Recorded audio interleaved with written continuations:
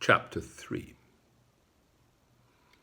It was nearly 2 hours before daybreak, that time which in the autumn of the year may truly be called the dead of night, when the streets are silent and deserted, when even sound appears to slumber, and profligacy and riot have staggered home to dream. It was at this still and silent hour that Fagin sat in his old lair. Stretched upon a mattress on the floor lay Noah Claypole, otherwise Morris Bolter, fast asleep.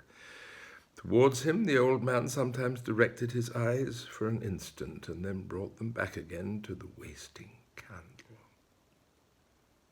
He sat without changing his attitude or appearing to take the smallest heed of time until the doorbell rang. He crept upstairs and presently returned accompanied by a man muffled to the chin, who carried a bundle under one arm. Throwing back his outer coat, the man displayed the burly frame of Sikes, the housebreaker. There, laying the bundle on the table. Take care of that. Do the most you can with it. It's been trouble enough to get. I thought I should have been here 3 hours ago. Fagin laid his hand upon the bundle and locked it in the cupboard. But he did not take his eyes off the robber for an instant. What now? Cried Sikes. What you look at a man like that for? Fagin raised his right hand and shook his trembling forefinger in the air. Hello? He's gone mad. I must look to myself here. No, it's not. You're not the person, Bill. I've no fault to find with you. Oh, you haven't, have you? That's lucky. But one of us, which one that is, don't matter. I've got to tell you, Bill, that which will make you worse than me. Aye? Tell away, look sharp or Nance will think I'm lost. Lost? She has pretty well settled that in her own mind already. He looked perplexed into the old man's face and, reading no satisfactory explanation of the riddle there, clenched his coat collar in his huge hand and shook him soundly. Speak, will ya? Or if you don't, it shall be for want of breath. Open your mouth and say what you got to say. Out with it, you thundering, blundering, wandering old cur. Out with it. Suppose that lad that's lying there, Fagin began. Sikes turned round to where Noah was sleeping, as if he had previously not observed him. Well? Suppose that lad was to peach, to blow upon us all. Suppose that lad was to do it of his own fancy, not grabbed, tried, earwigged by the parson and brought to it on bread and water, but of his own fancy, to please his own taste, stealing out at nights to do it. Do you hear me? Suppose he did all this. What then? What then? If he was left alive till I came, I'd grind his skull under the iron heel of my boot into as many grains as there are hairs upon his head. What if I did it, I, that know so much, and could hang so many besides myself? I don't know. I'd do something in the jail that'd get me put in irons.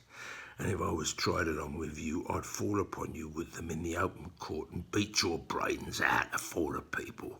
I'd smash your head as if a loaded wagon had gone over it. Fagin looked hard at the robber, and motioning him to be silent, stooped over the bed upon the floor and shook the sleeper to rouse him. Bolter, poor lad, said Fagin, looking up with an expression of devilish anticipation, and speaking slowly and with marked emphasis. He's tired. Tired with watching for her. So long, watching for her, Bill. What do you mean? Fagin made no answer, but bending over the sleeper again, hauled him into a sitting posture. When his assumed name had been repeated several times, Noah rubbed his eyes and, giving a heavy yawn, looked sleepily about him. "Tell me that again. Once again. That's for him to hear," said the Jew, pointing to Sikes as he spoke. "Tell you what?" asked the sleepy Noah, shaking himself pettishly. "That about Nancy, huh? You followed her?" "Yes." "To London Bridge?" "Yes." "Where she met two people?" "So she did." "A gentleman and a lady that she had gone to of her own accord before, who asked her to give up all her pals and monks first, which she did, and to describe him, which she did, and to tell her what house it was that we meet in and go to, which she did, and where it could be best watched from, which she did, and what time the people went there, which she did. She did all this. She told it all. Every word, without a threat, without a murmur, she did. Did she not?" "All right," replied Noah, scratching his head. That's just what it was." "What did they say about last Sunday?"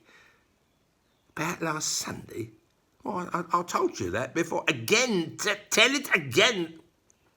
"They asked her," as he grew more wakeful and seemed to have a dawning perception who Sikes was, "they asked her why she didn't come last Sunday as she promised. She said she couldn't." "Why?" "Tell him that." "Well, because she was being forcibly kept at home by Bill Sikes, the man that she had told them of before." "What more of him? What more of Bill Sikes, the man she had told them of before? Tell him that. Tell him that." "Why, that she couldn't very easily get out of doors unless he knew where she was going to. And so the first time she went to see the lady, it made me laugh when she said that. She gave him a drink of laudanum." Sikes rushed from the room and darted up the stairs. Bill, said Fagin, following him hastily. A word, only a word. Let me out. Don't speak to me. It's not safe. Let me out." "Hear me speak a word," rejoined Fagin, laying his hand upon the lock. You won't be too violent, Bill?" The day was breaking, and there was light enough for the men to see each other's faces. They exchanged a brief glance. There was the same fire in the eyes of both. "I mean, not too violent for safety. Be crafty, Bill, and not too bold." The robber dashed into the silent streets.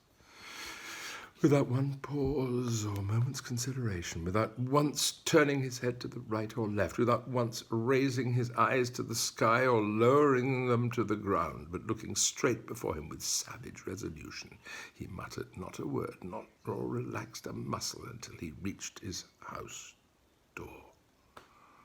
He opened it softly with a key, strode lightly up the stairs, and entering his own room, double-locked the door and drew back the curtain of the bed.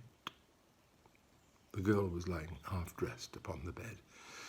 He had roused her from her sleep, for she raised herself with a hurried and startled look. "Get up!" "It's you, Bill." "Get up!" There was a candle burning, but he drew it from the candlestick and hurled it under the grate. Seeing the faint light of early day without, the girl rose to withdraw the curtain. "Let it be! There's light enough for what I've got to do." "Bill, what you look at me like that for?" The robber regarded her for a few seconds with dilated nostrils and heaving breast. Then, grasping her by the head and throat, dragged her into the middle of the room and placed his heavy hand upon her mouth. "You were watched tonight, you she-devil. Every word you said was heard. And if every word I said was heard, it was heard. I'll spare you, Bill. Dear Bill. You cannot have the art to kill me. Oh, think of all I've given up only this one night for you. Bill. Bill. But dear God, save me your own for mine. Stop before you spill my blood. I have been true to you upon my guilty soul, I have. The gentleman and that dear lady told me tonight of a home in some foreign country where I could live my days in solitude and peace. Let me see them again and beg them on my knees to show the same mercy to you. And let us both leave this dreadful place and far apart lead better lives and forget how we have lived, except in prayers, and never see each other more. It's never too late to repent. They told me so. I feel it now. But we must have time. We must have a little time. The housebreaker freed one arm and grasped his pistol. The certainty of immediate detection if he fired flashed across his mind, and he beat it twice upon the upturned face that almost touched his own. She staggered and fell, but raising herself on her knees, she drew from her bosom a white handkerchief, rose Maylis, and holding it up toward heaven, breathed one prayer for mercy to her Maker. It was a ghastly figure to look upon. The murderer staggering backward to the wall and shutting out the sight with his hand, seized a heavy club and struck her down. The bright sun burst upon the crowded city in clear and radiant glory, through costly coloured glass and paper-mended window, through cathedral dome and rotten crevice it shed its equal ray. It lighted up the room where the murdered woman lay. Did he try to shut it out? But it would stream in if the sight had been a ghastly one in the dull morning. What was it now in all that brilliant light? He had not moved. He had been afraid to stir. There had been a moan and motion of the hand, and with terror added to rage, he had struck and struck and struck and struck and struck again. Once he threw a ring over it, but it was worse to fancy the eyes and imagine them moving toward him than to see them glaring upward as if watching the reflection of the pool of gore that quivered and danced in the sunlight on the ceiling. He had plucked it off again, and there was the body. Mere flesh and blood. No more. Just such flesh and so much blood. He struck a light, kindled a fire, and thrust the club into it. There was hair upon the end, which shrunk into a light cinder and whirled up the chimney. Even that frightened him.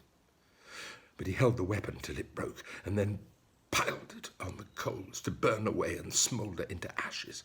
He washed himself and rubbed his clothes. There were spots upon them that would not be removed, but he cut the pieces out and burnt them. How those stains were dispersed about the room. The very feet of his dog were bloody.